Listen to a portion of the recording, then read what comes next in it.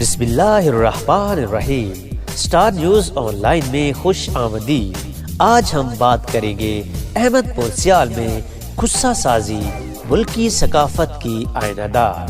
تحریر تنویر حسین ہلچل، آواز انصر خان بلول۔ دستکاریاں ملک کے لوگوں کا اہم ذریعہ معاش ہونے کے ساتھ ساتھ ملک کی ثقافت اور روایت کی بھی آئینہ دار ہوتی ہیں۔ جوتے ہماری جسمانی پہناوے کا ایک اہم ترین ذریعہ ہے۔ خوبصورت اور آرائشی جوتے پہن کر انسانی شخصیت کو اجاگر کیا جا سکتا ہے۔ جوتا سازی کی صنعت میں وقت کے جدید تقاضوں کے عین مطابق مشینری سے تیار کردہ فینسی جوتوں کے علاوہ ہاتھ سے تیار کیے جانے والے جوتوں کو بھی اپنی ایک خاص اہمیت حاصل ہے۔ ہاتھ سے تیار ہونے والے جوتوں میں خصہ کو ایک خاص مقام اور انفرادیت حاصل ہے۔ خالص چمڑے پر سنہری رنگ کے ریشوں یعنی تلے سے خوبصورت میناکاری کر کے تیار ہونے والے جوتوں کو سرائیکی زبان میں خصہ کہا جاتا ہے۔ پنجاب کے علاقائی لباسوں میں اسے کرتے اور لاچے کے ساتھ پہن کر جسمانی زینت بنایا جاتا ہے۔ ضلع جھنگ کے قدیم شہر احمد پور سیال میں خصے بنانے کا فن برسوں سے نسل در نسل منتقل ہوتا آ رہا ہے۔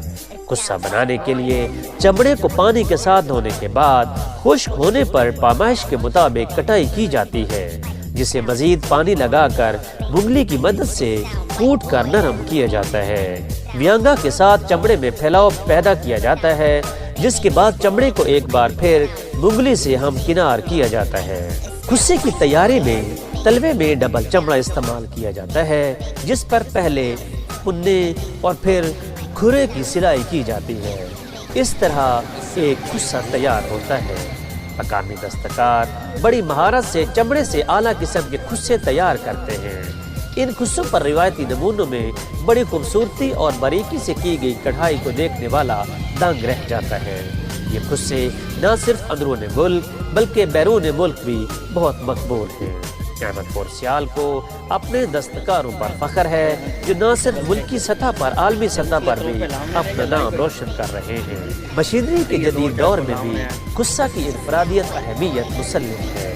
اکثر شادی بیاہ کے موقع پر دلہے دیدہ زیب لباس کو چار چاند لگانے کے لیے خصے پہنتے ہیں۔ بہت سی قدیم روایات وقت گزرنے کے ساتھ ساتھ گردش زمانہ کی نظر ہوتی جا رہی ہیں، لیکن خصے تیار کرنے اور پہننے کی روایت تاحال برقرار ہے۔ کمر توڑ مہنگائی کا اثر خصہ سازی پر بھی پڑا ہے۔ خصہ بھی اب عام آدمی کی قوت خرید سے باہر ہوتا چلا جا رہا ہے۔ کم سے کم 3000 روپے اور زیادہ سے زیادہ 5000 روپے تک ملتا ہے، جس کی کمزور طبقہ استطاعت نہیں رکھتا۔ کاریگروں کی مہارت اور محنت کی وجہ سے یہ فن آج بھی محفوظ ہے۔ کسی نئی ڈاکیومنٹری کے ساتھ آپ کی خدمت میں دوبارہ حاضر ہوں گے۔ تب تک کے لیے سٹار نیوز آن لائن سے انصر خان بلوچ آپ سے اجازت چاہتا ہے۔ اللہ نگہبان۔